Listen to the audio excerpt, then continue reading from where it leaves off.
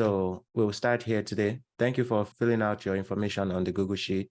If you don't have access to this sheet, let me know. I'll give you access, but I believe I've added everyone to this sheet. And for those that are just joining for the first time, welcome. And if you have access to this Google Sheet, for example, and you don't see your name here, all you have to do is just enter your name. So at the bottom, you can enter your name here. Your username is Slack. For those that are just joining, I said last week that when it comes to being in the group, I am not going to be in charge of that anymore. You guys can use this information on this sheet to see who has completed what project. Feel free to reach out to them and be part of their group.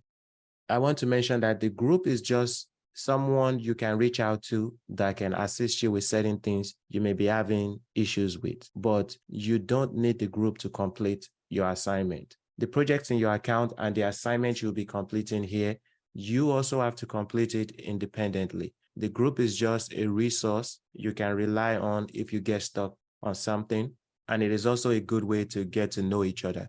So that is what we are using the group for. So if you haven't been assigned to the group, you can still complete your work and continue your work pending the time that you find a group to join. But for now, those that are here, I've just add you guys to the same group, which I created a new group, group 7, and I just add you guys to that group. And if you feel you want to, and I add you guys to the same group because it looks like you guys are pretty much at the same place when it comes to completing the project. But if you want to reach out to anybody else that is on a different group, feel free to do that. So that is it for this Google Sheet. Also, for the Jira board, once you start your assignment, the only way I'll be able to track that you have completed the assignment here is by you adding that assignment to the Jira board. And I'm going to link to the video on how to create a ticket on the Jira board. If you don't know how to create a ticket, let me know. I'll walk you through it. It is very simple.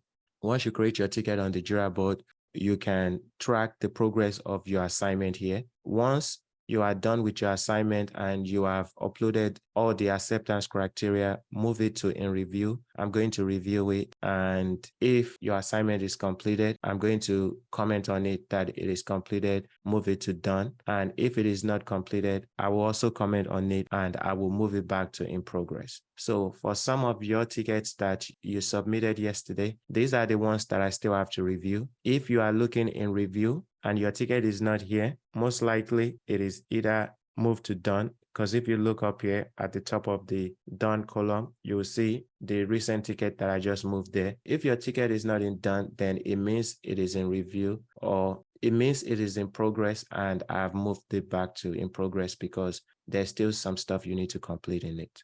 So that is it for the Jira board. Do you guys have any questions? I have a question. So do we have to wait for you to move it to done before we go to the Google and do complete? That's a good question. Yeah, I'll say yes, because I don't want you guys to, once I provide my comment and I say that your task is completed, yes, at that point, you can mark it as completed in the Google Sheet. Google Sheet, okay. Because I don't want you guys to mark this as completed when you move it to in review, but then there might be something in it that is not done that you need. Okay. So yes, once I provide my comment that it is completed, then you can come to this sheet and mark it as completed. Okay, thank you. Okay, all right. So the main important thing I want to talk about today in today's demo is for those of you that are working on the dynamic application. The first thing I want to talk about is for the current project we are working on. We said we'll be hosting the application in AWS using this reference architecture, which we are actually using the EC2 instance connect endpoint to SSH into our EC2 instance. The first thing I want to mention is when you are working on this project or any project, and for those of you that are still on assignment 1, 2, and 3, the next assignment is a add-on from the previous one, if you guys notice. So which is why I said, I will be very honest. I don't want to say I don't care because that sounds thin. What I'm looking for is not you guys completing the assignment, but what I care more about is you understand what you just complete. So what I am saying is when you mark this as completed, for example, assignment 1, for those of you that have marked assignment 1 or assignment 2 or 3 as completed, you are pretty much telling me that you understand those assignments 100%. That if I give you an application to deploy as a cloud engineer, because at this point, you completing this assignment is you are doing cloud engineer work. So if I give you an application as a cloud engineer, you are telling me that you can host the application on AWS cloud from end to end, and you are also capable of troubleshooting your own issues. So when you guys get to this point where you complete your assignment here and you mark it as completed here, by the time you mark it as completed, that is what you are telling me. So now when you are on assignment 4, things you've completed here, you shouldn't be having issues with it. And if you are having issues with it, you should know how to troubleshoot it. So that is the point of this assignment. I care more about you understanding everything you are doing here before you move on to the next assignment. It doesn't matter if you break your EC2 instance down, your resources down multiple times and recreate it. In the beginning, when I used to work on this assignment, to understand them, I used to do it multiple times until I understand every aspect of it. So now I am working on the dynamic application. I also ran into issues when I was writing my script for the same application you guys are working on. I also had to launch multiple EC2 instances to troubleshoot whatever I needed to do till I made sure that my script was okay. So I did those things too. So you guys shouldn't feel like the first time you try to work on it, and if your script don't work, then you pretty much give up. At this stage, you have to complete the work and provide all the acceptance criteria for the assignments to be completed. So that is one thing I want to mention. So when you are thinking of how to complete this dynamic web app, everything is going to start from the reference architecture, which is why we designed the reference architecture before we start building the actual application in AWS. From the reference architecture, you can look at it and say, okay, this is how traffic is flowing for this application. These are the services we are using.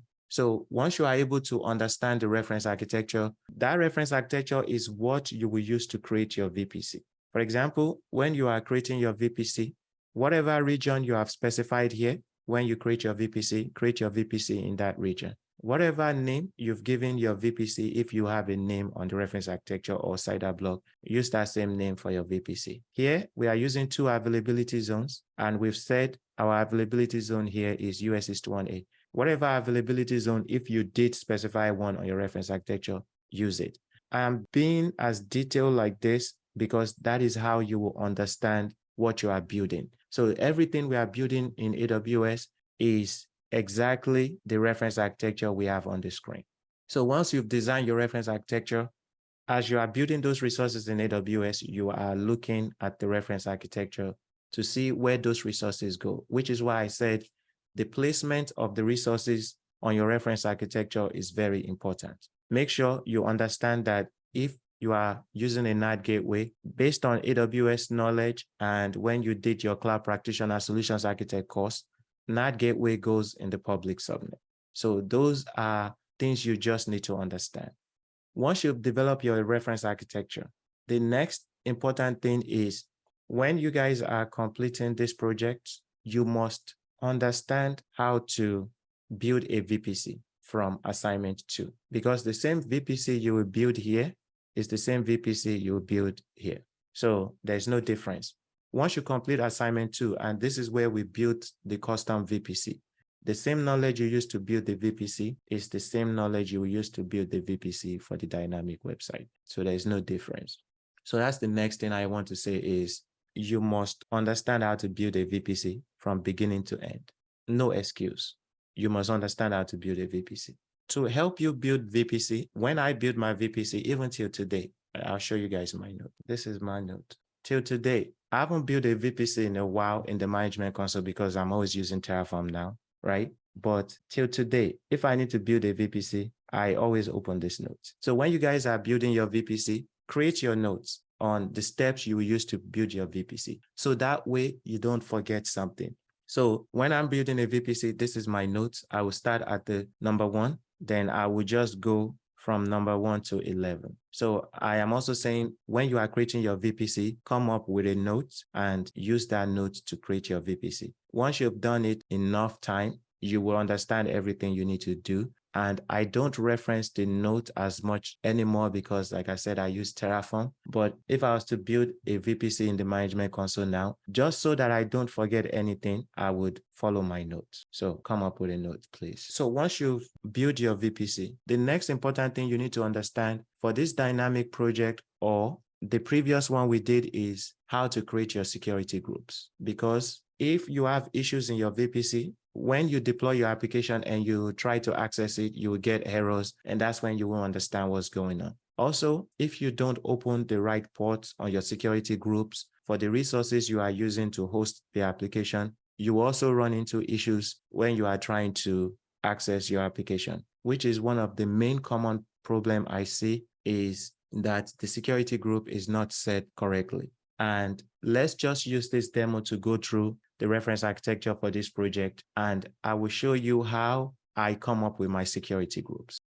To help you guys map out how we need to create our security groups, you can see the lines here, and I have color coded the line. So this is 1, 2, 3, 4. That is letting you know you need 4 security groups. Let's start with the first security group. We will say this line with this yellow color is the first one.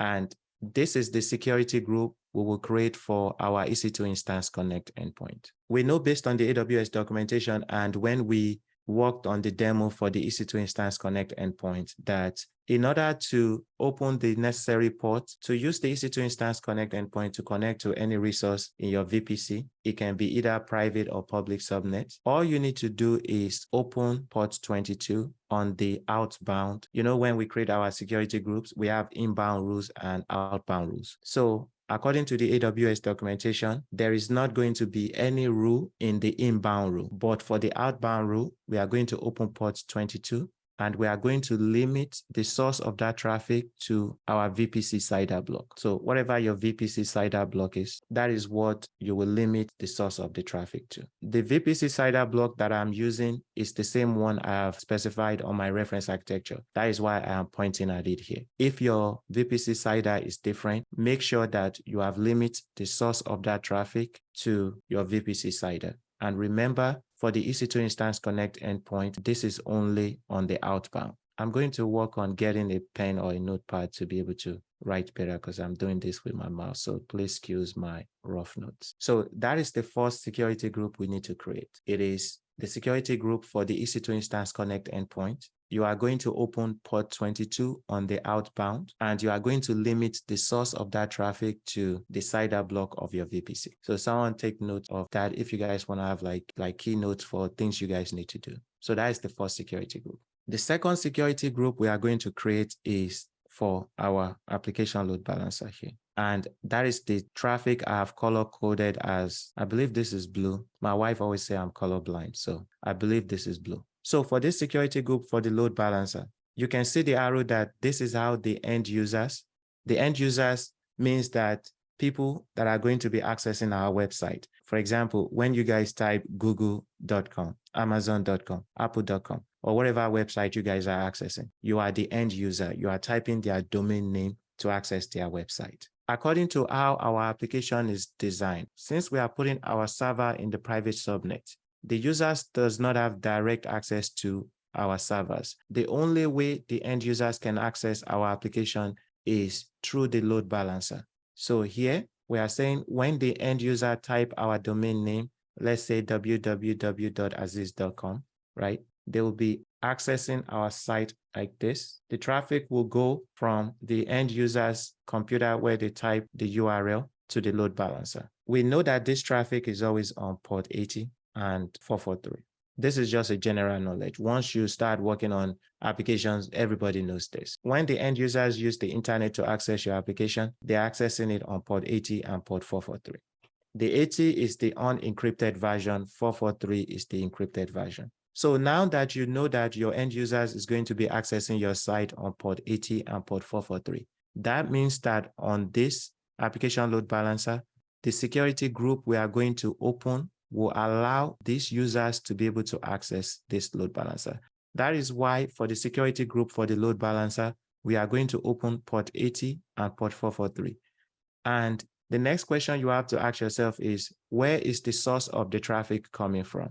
As you guys know, let's say I deploy this application today and you guys are trying to access it. All of you guys are in different parts of the world. So we don't know the specific location where you guys will be accessing our application. For example, if you have a business, you don't know the exact IP address or CIDR block that your end users will be using to access your application. That is why when we open port 80 and port 443 to access our load balancer, right, we are putting the source of that traffic to anywhere in the world, which is 0.0.0.0/0, because we don't know where these users will be accessing the application from. So we are saying for the source of their traffic, it is going to be from anywhere in the world. And don't worry about opening this to anywhere in the world, because AWS is managing the application load balancer, and based on the things that application load balancer is able to do, they have also built the security and everything into it for the application load balancer to be able to accept traffic from anywhere in the world. So that is your second security group. I am saying at this point, the second security group will be for your application load balancer. On this security group, you would open inbound port 80 and port 443, and the source of both traffic will be from anywhere in the world. That is your second security group. Then the next security group is the one we are going to add to the server our end users are trying to access, which is our web server. So how security is built into our reference architecture is that when the end users are trying to access our application on port 80 and port 443, right, they're accessing it from anywhere in the world, and they're accessing it on port 80 and port 443. So that means that when they type our domain name, their traffic is going to go from here to the load balancer. So when the load balancer receives their request, because let's understand something that is going on the back end of when you guys type a domain name, or you go to a website, you're trying to buy your favorite outfit or whatever you are buying, right? When you are typing stuff in your URL, really you are requesting some information that is on their server here. You are requesting an information that is on their server. So when you type that request in our application, your request comes from here, from your web browser to the load balancer. When the load balancer receives your request, according to the security we have built into our reference architecture, the load balancer is now going to take your request and forward it to the servers. That is the green arrow you are seeing. So the load balancer will take your request and forward it to the server. Once the load balancer forwards your request to the server, let's say, for example, the load balancer is going to tell the server, Yah wants information on this outfit, right? If the information is there, the server will respond back to the load balancer that this is the information Yah is looking for, right? Then at that point, once the load balancer receives the information, it would present it back to you. That is how the information you are looking for on anybody's website is being displayed. When you type something, you are really requesting something on their server and you are getting a response back. If you guys understand it from that perspective, it will make a lot of things easy for you to understand. So to set our security group, we've said when you request something, it goes to the load balancer. The load balancer receives it. Then the load balancer is the one that's going to act on your behalf and ask the server. So that is why when we set our security group for the server, here, we know that the request you are making, you are trying to access it on port 80 and port 443. When the load balancer receives it, it is not going to change. The traffic is still going to be coming on port 80 and port 443. But the only difference now is, remember, your load balancer will accept your request and forward it to the server. So here, we are saying for this server, you should only accept a request that is coming from the load balancer, not the end user.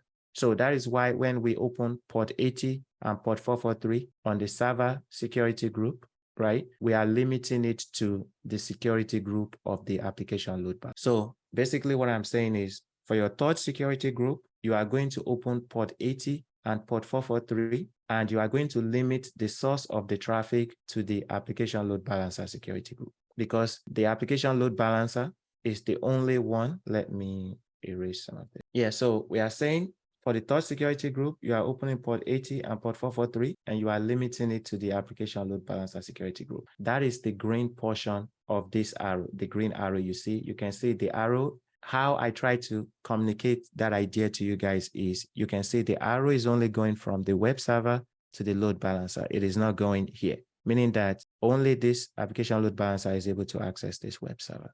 And the only other inbound rule you also need to open on your web server is 22, because we need to be able to SSH into it, right? We need to use the EC2 Instance Connect endpoint to SSH into it and do some administration work, which is how we install our application and stuff like that. For that, we know we are going to SSH into our web server on port 22. And for the source of that traffic, if you look at the arrow, what does the arrow point back to? The EC2 Instance Connect endpoint. What I am saying is when you open port 22 to SSH into your web server, you will limit the source of the traffic to the security group you have attached to your EC2 Instance Connect endpoint. This is the rules you are going to need on the third security group. Port 80 and 443, the source is going to be from the ALB security group, and the port 22 traffic, the source is going to be from the EC2 Instance Connect endpoint security group. And the last security group you are going to need for this application is for the database. So that is the fourth security group. And if you also look at the arrow, the database for our application sits here. And we are saying that all these other services we have in our VPC or wherever those services are, they don't have a business accessing our database. The only resource that needs access to our database is the web servers. That is why you can see this arrow is only going from the web server to the database. So what this means is that since our database is a MySQL database and MySQL works on port 3306, we are going to open port 3306 on the security group for the database. And we are saying that our database is only going to allow traffic on port 3306 if that traffic is coming from the web server. So that is why for the source of this inbound rule, you are going to limit it to your web server. So that is how you set your security group. These are the 4 security groups you will need for this application. Does anyone have any questions? None so far, Aziz. Thank you. Okay. So these are the security groups you need for this application. And let me now show you guys when you guys are working on this application, I think I have enough time to demo it for you guys and see how I would deploy this application. This is the reference architecture for the dynamic application we are working on. And in this reference architecture, what I've done is I've created my VPC. So I'm not going to demo how to create a VPC. I've already done that because it will just make everything much longer. I've created my VPC. I've created my public and private subnets. I've created my NAT gateways, and I have also created the security groups that I mentioned. The only thing I need to do is launch my web server. And since we are using the EC2 Instance Connect endpoint, you guys know in the previous project we launched a setup server in the public subnet. And I said that we are only using that setup server to install our website to make sure everything works properly. Now that we are using the EC2 Instance Connect endpoint, I am saying that we don't need the setup server anymore. We can just launch our server in the private subnet and install all the things we need to install on that server to be able to access our application. But the challenge about that is, remember that if your server is in the private subnet, your end users cannot access it directly based on what I was mentioning when I talked about the security groups. So the way your end users can access the server in the private subnet to get the information they want out of it is through the load balancer. So keep in mind, if you are using the EC2 Instance Connect endpoint to access your web server, right? Once you launch your server in the private subnet, to be able to see your website at the end, you have to launch a load balancer, add your EC2 instance to the target group, associate the target group to the load balancer, and you'll be able to access your site. So that is the difference here, that now that our server is in the private subnet, we will not be able to access it directly without using the load balancer. And also another challenge here is that when you launch your server in the private subnet, if you have any issues with your installation or your script or whatever, your server will show up as unhealthy in the target group. That is the only thing I don't like about this method, is the fact that you have to make sure your script is correct before you even launch these servers and run your script to install your application on it, which I said in last week's lecture, a good way to test whether your script is working is launch an EC2 instance in the public subnet, run your command on that EC2 instance to verify that it is working before you create your script, because you know that once you create your script and you've tested it in an EC2 instance that is in the public subnet, by the time you come to the web server in the private subnet, it will work. So that is how you can test your script. So for example, just to start, I will show you guys my script that I created. According to our assignment, for the first thing we need to do, right, we need to install the softwares that are required for our application to run. This is the first script that I'm going to use to meet my server requirements, which according to the project, I need to install Apache, PHP, and these PHP extensions. I need to install MySQL. Then I need to allow mode rewrite. I need to change these settings in my PHP INI file, and I need to enable mode rewrite. These are the requirements that I need to enable on that server to meet the server requirement. And how I got this script was exactly what we did last week. I launched an EC2 instance in the public subnet, ran each command on it. If it works, I added it to my notes, and that is how I came up with this full notes. So remember what I was telling you guys, that you only have to do that work one time, because once you do it one time and you have your script, you know your script works, then the work is done.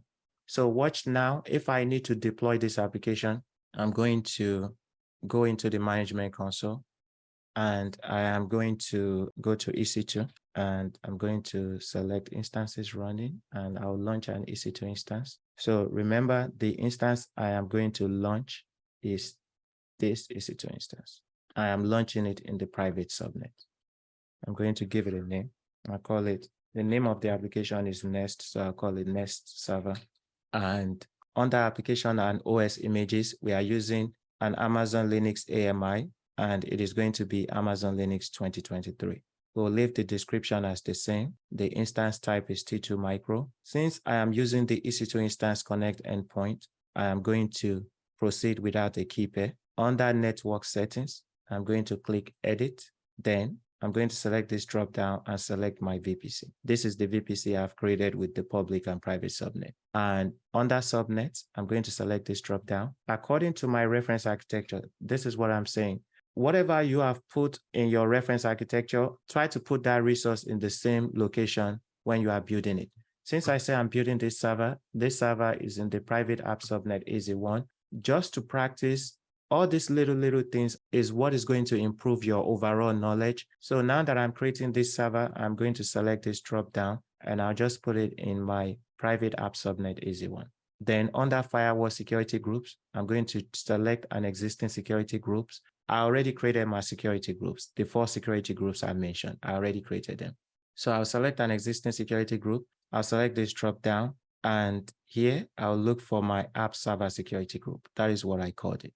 You can see the 4 security groups here: the database, application load balancer, app server, and the EC2 Instance Connect endpoint. This default one is always there when you create the VPC. So I'm going to select my app server security group, and then I'm going to scroll down here. Since our web file is stored in S3 and we need to download the web files from S3, I'm going to select the drop down under advanced detail, and I'll select the IAM role I created that gives me permission to download the file from S3. And that is all I need. Then I'll click launch instance. And here I'm going to click the instance ID to view the instance. I'll wait for this EC2 instance to be running. Then I'll use the EC2 Instance Connect endpoint to SSH into it. If you are having issues using the EC2 Instance Connect endpoint to SSH into your EC2 instance in the private subnet, a good place you want to check is your security groups, and you want to make sure that the IAM user you are using has the permission to use the EC2 Instance Connect endpoint. We already did the demo on that, and that is also another link I can link into the important links on how to do that. So when you are here, as long as you set up the security group correctly, you should be able to use it to SSH into your EC2 instance. So this EC2 instance is now running. I'm going to select it here. I'll copy the instance ID. Then I'm going to open PowerShell. I'm going to run the command. So the command to SSH into the EC2 instance using the EC2 instance connect endpoint is AWS EC2 instance connect SSH. Then we specify the flag instance ID, and all we have to do is add the ID of that EC2 instance we want to SSH into. Once you add the ID, press enter. The first time you try to SSH into it, it will ask you this question, type yes, and press enter. And there you go. I have SSH into that EC2 instance. Since I have already tested my script to meet my server requirements, I've tested my script on an EC2 instance in the public subnet before I add them to my note. What I'm just going to do here is I'm just going to select all of this, copy it, and I could have added this to the bash script, but I'm just showing you this method. When I was launching the EC2 instance, I could have added the script to the user data. I want to show you that everything we have outlined in the requirements for this project works. I've tested it, it works. So I've SSH into the EC2 instance using the EC2 instance connect endpoint. Now I'm going to paste my script and it is running my script. So what it is doing now is it is going to run the entire script. Remember, anything you don't want it to run, you have to put an hashtag there. That means that it is going to ignore it. And whatever you want it to run, you leave it in just the command. I'll show you once this is done. So I've copied all my script, pasted it here. It is installing Apache, PHP, the PHP extension, MySQL, all the mode rewrite we need to set and the settings we need to change. I tested all those things when I created the public EC2 instance, and I tested my command just like we did last week. And now I'm running the commands here. So you can see that this works. The reason why we are doing it this way is because when we go to our Terraform project, right, we want to be able to run Terraform apply, and by the time we are done with Terraform apply, we want to see our application. So that is why we are putting more emphasis into building our script at this point. So you can see it has installed everything. I added some commands in my script at the end to just print out the PHP version, PHP module, MySQL version, and check the PHP INI file for the max execution time and memory limit. So that is the output you guys are seeing here. You can see for that command, it is telling me it has changed it to 300. For this one, my memory limit is 128. Here, you can see that my MySQL service is running, and you can see the MySQL version that was installed. And these are all the PHP modules. And here you can see that PHP version 8 is installed. So this is just an additional thing I added there just to be able to verify that I've installed everything I need to install and update all the settings that I need to update. So that is the first part for the server requirements, which is this. We covered this last week. The second part is pretty much what you guys have worked on before, because you guys know from assignment 2, you stored your web file in S3. You guys already know how to do that. And for those of you that are still working on your project, all of this, you will learn this as you go. So everything will make sense to you. Just start at the first assignment and keep working your way through. All of this will make sense. So you guys already know how to store your file in S3, which I've already done that. You know how to migrate your SQL data using Flyway. I've already done. I haven't migrated my data into the RDS, but we are going to do that now. You guys know how to copy your application codes from the S3 bucket into your HTML directory, set some permission. So all these are self-explanatory. You guys have done it either from completing the project in your account or from the previous assignment we did. So just like you did the one for the server requirement, you also have to do the same thing for the installation and configuration. If you don't know what your script is going to be, I am saying launch an EC2 instance in the public subnet, test the command you are going to use to do each one of these things on that EC2 instance. If the command works, then add the command to your script. And that is how I came up with my second script, which is this script. So this is the script that I'm using to satisfy the second part of the requirement, which is this. So this script is only going to, if you look at it, it is only going to download the file from my S3 bucket into my HTML directory. Then we go into the HTML directory, we unzip the file we download. Once we unzip it, we copy all the content out of the unzip into the HTML directory. You guys already did this from your previous project, so you know all these things. So we did that. We set the permission 777. And here in my command, remember you guys have to go into your .env file, and that is where you add your database information. I include in my command to do all that stuff here. So I don't have to SSH into it. Again, I'm thinking ahead to when I get to the Terraform project that I want to be able to run my script in my Terraform project to do all these things without me having to physically SSH into my EC2 instance to do that. So this is the script. Once we update the env file, we start the server. So I'm going to select all of this and copy it. Then I'm going to paste it here. Remember, this is the server that I launched here. So I'm going to paste my script there. I need to copy it again. So I'm going to press something. So now it is doing all those things that I've mentioned, downloading the file from my S3 bucket. And that is what you are seeing now. Once it downloads it, it is going to unzip it. You can see it has unzipped it, and it has said update the env file. That is done. At this point, I have made, let me clear the screen. To show you, I'm in the HTML directory. If I ls here, this is what you want. You can see that all my web files are in the HTML directory.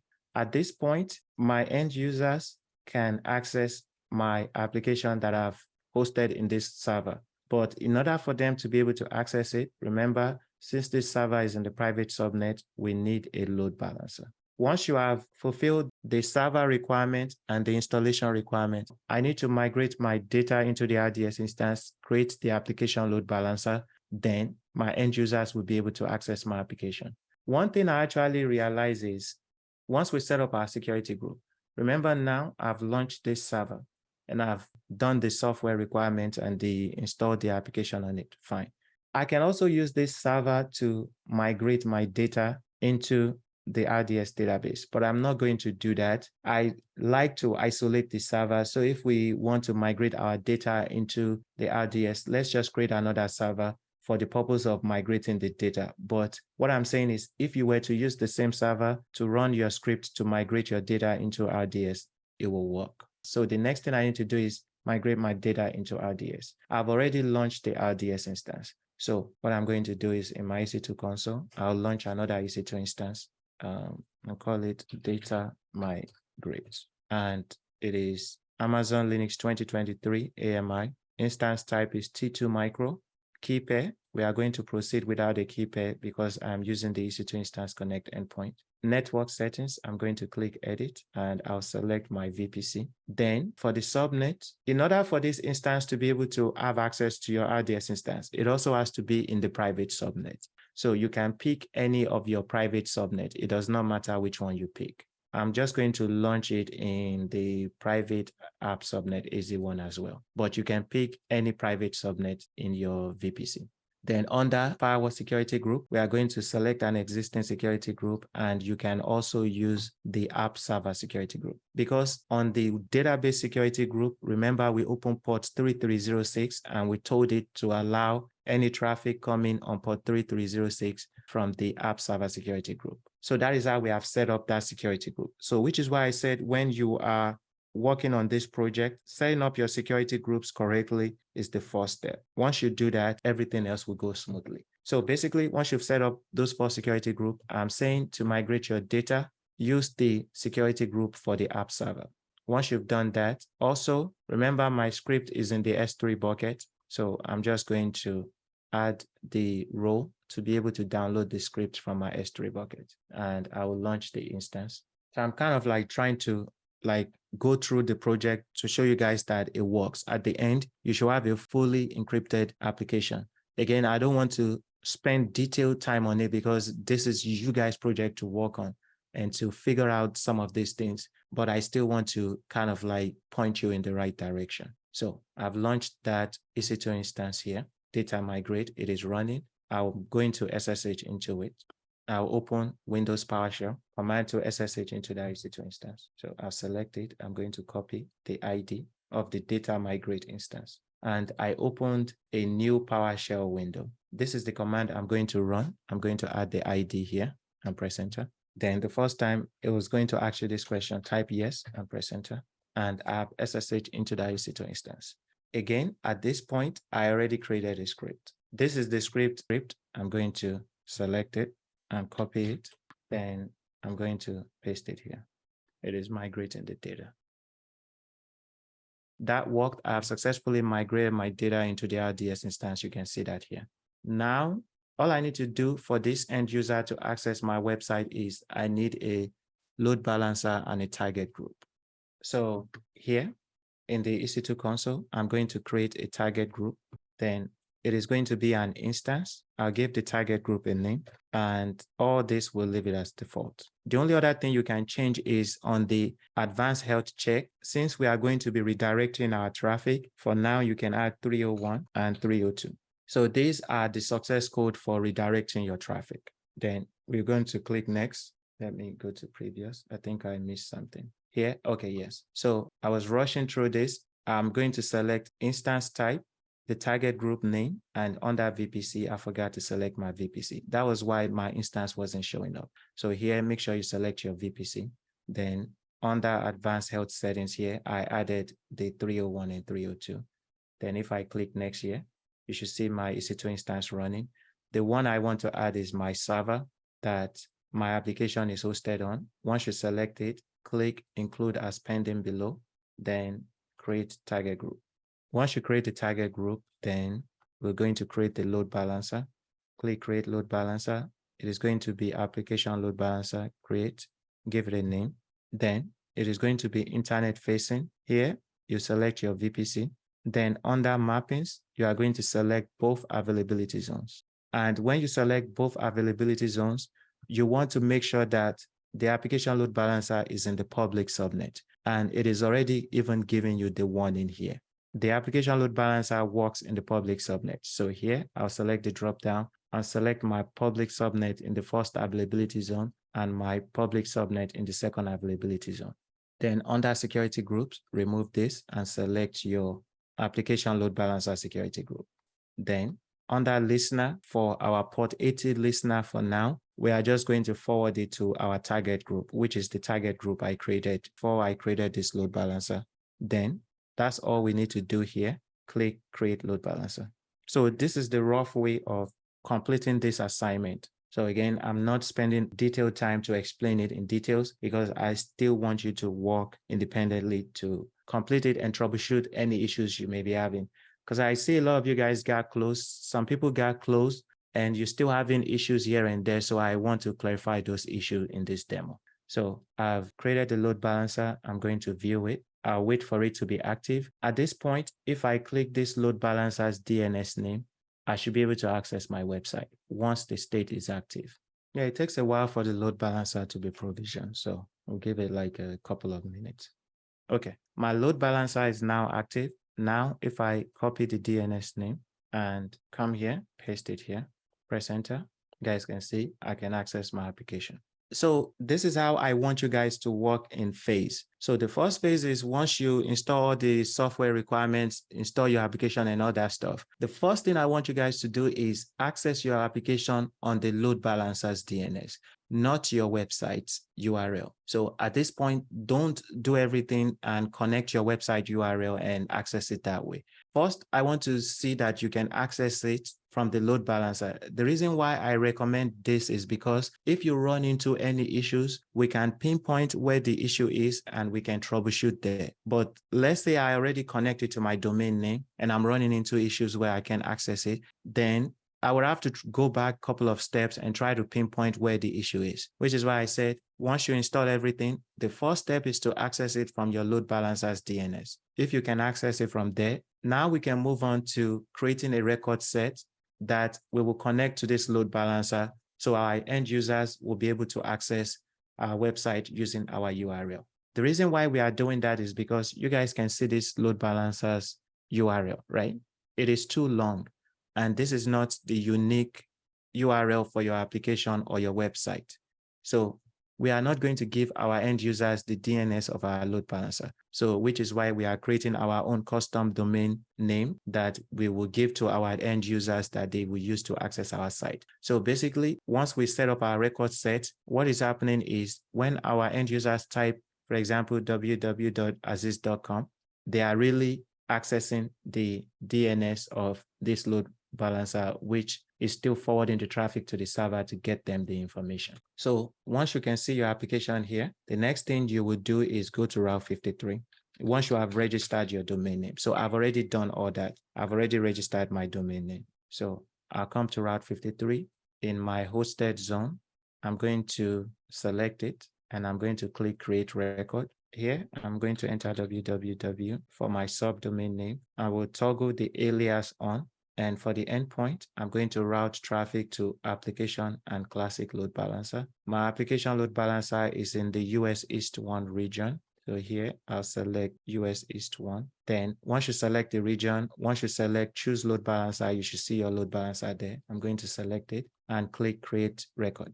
Once you click create record, you'll see your record name here. And also if you view the status here, you'll see that it is saying pending. So once you create your record immediately, you want this pending to change to, I think, active or something like that. Then that's when you'll be able to access your site. But if the status is still pending, right after you create the record set, that may be the reason why sometimes you can't access your site immediately. You can see the status has changed to in sync now. So now I'll go back to my hosted zone. I'll select that record set again. Then here, I'm going to copy the record name. And if I come here, paste the record name there, press enter. I'm glad this happened. This is the issue some of you was having. And when Ya asked me the question last week, this is the exact issue she's having, right? And what is happening is just your web browser. This has nothing to do with the application. It is the web browser because I'm using the same domain name. And when I completed the previous project, I connected it to HTTPS. So my web browser, by web browser, I mean my Chrome web browser that I'm using here, remembered that I connected my domain name to HTTPS. So if you guys run into this error after you've created your record set, and you can access it, just look at your domain name here. You see the S shouldn't be there because we haven't secured our website on HTTPS. We are still accessing our website on AT. So here, that's the issue. You want to make sure that you remove the S and press enter. And sometimes it will go back to that S again. And if it keeps doing that, you see it keeps going back to the S. If it keeps doing that, you have to clear your browser history. I think how you clear your browser history is in Chrome. If you select these three dots, click settings, there's a way to clear it here, but I'm not going to clear my browser history. So what I always do is I'm just going to open incognito window. So again, in Chrome, even if you are working in the Windows Internet thing of Edge, if you select the three dots here, you will see an option to open incognito. And I believe in Edge, it is called private window. Click it to open it. So now I've opened incognito. If I paste my domain name there, you can see I can access my site. And now you can see the URL is HTTP, not HTTPS, and it is not secure. At this stage, this is what we should get. So I'm glad this happened. When you create your record set, if you run into this issue, make sure your web browser is not automatically changing it to HTTPS. Okay. So now that I can access my site on my domain name and that is working, the next thing you have to do is now configure the HTTPS portion. The HTTPS portion is you register for an SSL certificate in Certificate Manager. I've already done that. That process is straightforward. You guys know how to do that for those of you that have completed the previous assignment. So once you've registered your SSL certificate, right, all you need to do to configure the HTTPS portion is in your EC2 console, come to the load balancers, select your current load balancer and select it here. Under listeners and rule, you can see our port 80 listener.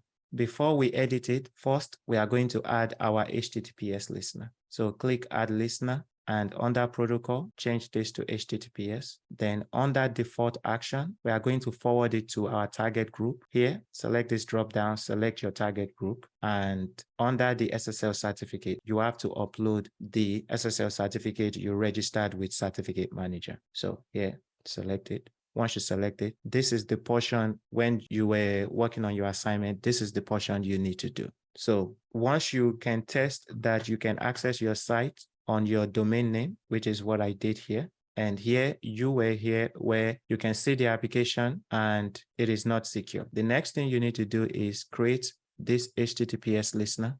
So just to show you, I'm going to cancel and do it again. Once you come to your load balancers here, select your load balancer. Under listeners and rule, we are going to add a listener. The protocol is going to be HTTPS. We are going to forward it to our target group. So select here and select your target group. Then under certificate, we are going to select this drop down and select the SSL certificate we registered. Then click add. Now, if you click refresh here, you can see we have two listeners, one on port 80 and the other on port 443, which is when I was opening the security group. I told you guys internet traffic works on port 80 and port 443. And the only difference is when you guys see this 80, what that means is when I am accessing my site here and it is saying not secure, it means that the site is being accessed on port 80, which is not secure. Now that we've added the HTTPS listener, we will be able to access our site on HTTPS, which is what this one was defaulting to, which is it is the secure version of our site. But you won't be able to access the secure version of your site unless you configure that HTTPS listener. Since we haven't configured it the first time I was trying to access it, that is why it was failing here, because my web browser was automatically defaulting to HTTPS. Okay, so where was I? Here, I've created my HTTPS listener. The only other thing I need to do is this HTTP listener, I need to update the setting that anytime someone is accessing our site on port 80, the reason why we need to do this is, you guys think about it. Anytime you guys go to a website, right? You either type apple.com, right? Or you type google.com. Has there ever been a time where you guys did this, where you guys did HTTPS, this, and type the domain name? You guys never do that. So that is why we are redirecting our HTTP traffic to HTTPS, because we know that our users' habit when they try to access our site is they will just type the domain name of our site. They are not going to put the HTTPS in it. And if I keep accessing my site by just entering my domain name, it is going to give me the unsecure version of my site. So that is why we are configuring this HTTP listener to redirect the traffic. We are saying that anytime our users type our domain name, we want to redirect that traffic from HTTP to this HTTPS. So here we'll select this listener and scroll down here. Then here you'll see the default rule, select it and select actions and edit rule. So once you edit the rule, all you have to do here is click the redirect to URL and click full URL. And that's all you need to do here. So it is going to redirect it full URL and here. Then once you do that, click Save Changes. Then here we are going to refresh and let's come back to our load balancer again. So you can see here that our HTTPS listener, which is the secure one we want, is forwarding traffic to our server, which is this server, right? But then we're also saying when our user just type our domain name without including HTTPS, we want to redirect it. We want to redirect it to this. So that's what this is saying here. That is why here you can see the 443. It is redirecting it to 443. So now if I refresh on this page that is originally defaulting to 443, watch. You can see that now I can access my site. But again, my site is acting funny now.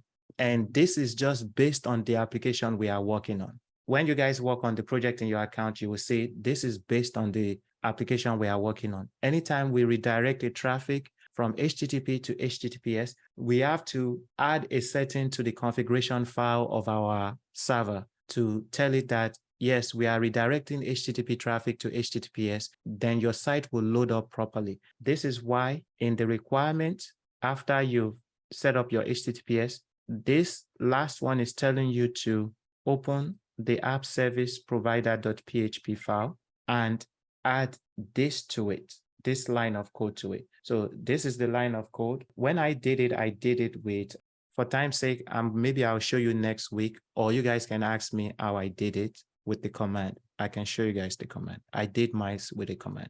So what I did is this app service provider.php file, we just need to add this line to it. So what I did is I created the file, I added the line to it, what it should look like, and I uploaded it to my S3 bucket. Then I just replaced the app service provider file that is on my server with the correct one that it should be. But I only did that after I've set up my SSL certificate on other stuff. So this is when you guys watch the playback of this video, this is the command I used to do it. So I just uploaded it into a bucket in my S3 bucket, right? Then I copied it and replace it on my server. But when you guys are working on it, this is what you need to do. If you don't want to use the command, now that I'm telling you that your server here, I'm telling you that the website is not loading properly. And I'm saying that all you have to do is add this line of code into this file in your provider's file. And I'm also giving you the code here. So go to this URL, copy the code. Once you copy, come back to your server. The file you need to update is in the app directory. So once you remember, I'm in my HTML directory. If I type pwd, I'm in my HTML directory. So first, you need to be in your HTML directory. If you are not there, the command to get there is cd var www.html. Once you are in your HTML directory, if you ls, this is the directory, cd into app, ls. Then this is the next directory, cd into it, cd into provider, then ls. The file we need to update is this app service provider. So I'm going to type sudo. Remember to add sudo anytime you are updating a file, or else it is not going to work. So just a second. So I'm going to add sudo and the name of the file. So sudo vi app service provider php, then press enter. Then you can see the content of the file here. So I also provide the screenshot here. I'm saying find the section where it says public function boot, and in those brackets, just paste the code you copied from GitHub there. So remember, you came to the GitHub account, you copied this code. Then on your server, once you open this file, I'm going to press I to go in insert mode. I'll press the down arrow key just to bring my cursor down here. So I'll bring my cursor to about right here. After that bracket, I'm going to press enter, and I'm just going to paste that code I copied there. Once I paste it, I'm going to exit this file and save it. So I'll press escape to exit. Then I'll press colon WQ exclamation mark. So that's right quit and press enter. So I've added that line of code. Now, if I cut that file again, you can see it is there. Anytime you change a file setting on your server, it is always good to restart your server. So I'm going to use the systemctl to restart my server. So yeah, or you can use sudo service httpd restart. So yeah, I'm going to do sudo service httpd. So once you type that command, press enter, it has restarted the Apache service. Now watch when I go to my website, which is right here. I'm just going to refresh. You can see my website is loading properly now. It is fully secure on HTTPS and it is loading properly. So this is how you work on this application. It is very straightforward, and it is also the same thing that you guys are doing in the project you completed in your account. Yeah, so that's what I wanted to demo today. I know I kind of went all the way to time. Do you guys have any questions? None of this. It's really helpful. I hope you keep doing this, because I know this is also gonna come out on technical interviews, because I watch it on our course material, wherein the employer asks you to deploy Jenkins and you had no idea how to do it. So these assignments really are gonna be helpful for us. The more we do it, the more we get efficient and effective to the process. So Exactly. Thank you. No problem. No problem. Thank you. Yeah. So remember, it takes time to learn these things. And all I want you guys to just always relate it back to the reference architecture and try to think about it. Like, how are these things working? And I guarantee you, if you can just slow down and do those things, it will make sense to you. In the beginning is a little bit rough, but I'm challenging you to hang in there. And I promise you it gets better. Because a lot of these things, once you learn it once, you'll be reusing it from project to project to project. So trust me, just hang in there and take your time. Teresa, go ahead. Okay, thanks, Aziz. So for the rent zone, the one on the cost folder, that project, when he wanted to migrate data, it wasn't done using any setup server or Bastion host, right? I guess he was just using the Flyway to migrate data. That was what he did. So I'm trying to figure out, since I can no longer use that Flyway the way you did it there, am I going to set up a server to be able to migrate the data? You can use Flyway there as well. And I'm going to use command prompt. It's not like I'm going to set up a server to be able to migrate the data, if I explained well. So in that project, you can either use MySQL Workbench, you can use Flyway, right? You can set up another server just like I did here and just install Flyway on it and use it to migrate your data. Okay, understood. Okay. I got a bit confused because in that project, that's the ECS project, you didn't set up a server specifically for Flyway. So how did I migrate the data? I don't remember. So we downloaded Flyway. Flyway was on local. We did it from files. local. Exactly. Yeah, and you moved files. Exactly. It's the same process. Like, right? Instead of doing it from my local machine this time, I'm doing it from an EC2 instance. But I even like the option of doing it from the EC2 instance because it ties into when we create our CI/CD pipeline, because we can run our CI/CD pipeline from our local, right? So it makes more sense to launch another server, install Flyway on it, and do the migration from within our VPC, as opposed to doing it from our local. But I did it in that project at that time to show you how Flyway works. So the same way we did it on the local, think of, instead of doing it locally, now you are just doing it with an EC2 instance. All right, perfect. Thank you. No problem. Yeah. I had another question. Yes, sure. Sorry, on the static project that had to do with ECS too. So on that, I'm not so sure what happened, but I know after pushing my codes, when I built the image, I was able to see the image using my local host. But when I set up my VPC and tried to use ECS to run the tasks, it was giving me a kind of error. Some errors went towards the service aspect.